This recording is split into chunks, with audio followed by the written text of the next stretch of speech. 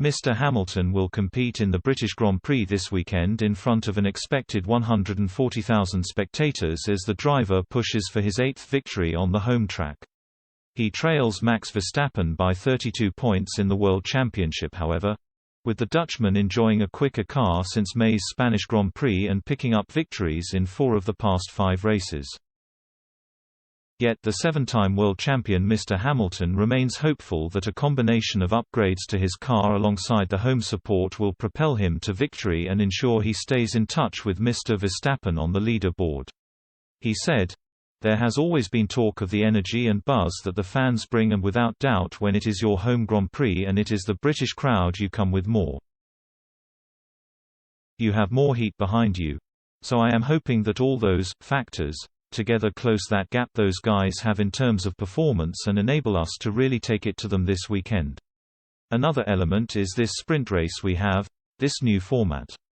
It is easy for any of us to get it wrong, but there are opportunities there, which is exciting." The sprint race will take place on Saturday, with qualifying to decide the grid for it to replace second practice this evening at 6 p.m. The new format will see a 17-lap dash with the winner securing pole position and 3 championship points. Off the track, Mr Hamilton, as a British icon, was once invited to the palace to have lunch with the Queen. He was one of 8 guests to dine with the monarch, but he accidentally made a faux pas and received a ticking off from Her Majesty. The driver revealed on the Graham Norton Show that he was told off by the Queen during a royal lunch for breaking protocol back in 2010, only a year after he was presented with an MBE. Speaking to Mr Norton in 2015, the Mercedes driver said, "I got invited to a lunch and was sitting next to the Queen. I was excited and started to talk to her. But she said, pointing to my left, 'No. You speak that way first and I'll speak this way and then I'll come back to you.' She is a sweet woman and we talked about how she spends her weekends, houses and music. She is really cool." In her book, My Husband and I, The Inside Story of 70 Years of the Royal Marriage, royal author Ingrid Seward explained the etiquette required when dining with the Queen. Ms. Seward writes, "The Queen always chooses who she wants to sit beside, and this most important male guest will be on her right, while Prince Philip has the most interesting female guest on his right. Surprisingly, she does not sit at the head of the table in these scenarios, instead sitting in the center, opposite Prince Philip.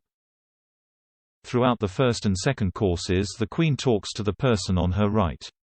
While the pudding and cheeses are being eaten, she turns automatically and chats to the guest on her left."